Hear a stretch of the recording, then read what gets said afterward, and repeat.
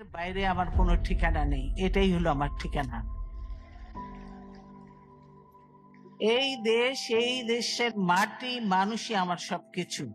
কাজে আমি দেশের বাইরে যাব না। বাংলাদেশের প্রথম প্রধানমন্ত্রী ও বিএনপির চেয়ারপারসন বেগম খালেদা জিয়া ৩০ ডিসেম্বর সোমবার ঢাকার এভারকেয়ার হাসপাতালে চিকিৎসাধীন অবস্থায় মৃত্যুবরণ করেন। মৃত্যুকালে তার বয়স হয়েছিল ৮০ বছর। সামরিক শাসন থেকে বাংলাদেশকে গণতান্ত্রিক ধারায় ফেরাতে গুরুত্বপূর্ণ ভূমিকা রাখা এই নেত্রী তিনবার দেশের প্রধানমন্ত্রীর দায়িত্ব পালন করেন। ১৯৯১ সালে জাতীয় নির্বাচনে বিজয়ের মাধ্যমে তিনি ইতিহাস গড়েন বাংলাদেশের প্রথম নারী প্রধানমন্ত্রী হিসেবে। ১৯৮১ সালে রাষ্ট্রপতি জিয়াউর রহমান নিহত হওয়ার পর রাজনীতিতে প্রবেশ করেন বেগম খালেদা জিয়া।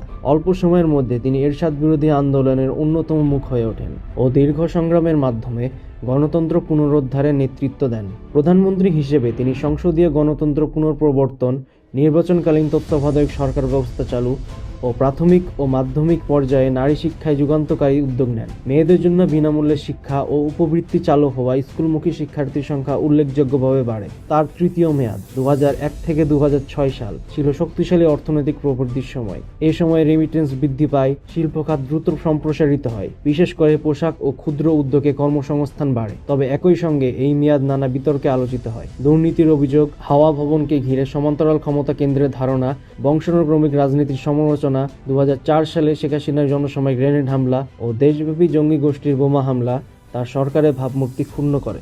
রাজনৈতিক জীবনের শেষ অধ্যায়ে তাকে দুর্নীতির মামলায় কারাভোগ করতে হয়। যদিও বিএনপির দাবি ছিল সেসব মামলা রাজনৈতিক উদ্দেশ্যে প্রণোদিত। ২০২৪ সালে জুলাই গণঅভ্যুত্থানের পর তার বিরুদ্ধে থাকা মামলাগুলো বাতিল করা হয়। সংগ্রাম, সাফল্য ও বিতর্কে ভরা দীর্ঘ রাজনৈতিক জীবনের ইতি টানলেন বেগম খালেদা জিয়া। বাংলাদেশের রাজনীতিতে তিনি থেকে যাবেন এক আপসীন নেত্রী ও গণতন্ত্রের গুরুত্বপূর্ণ প্রতীক হিসেবে।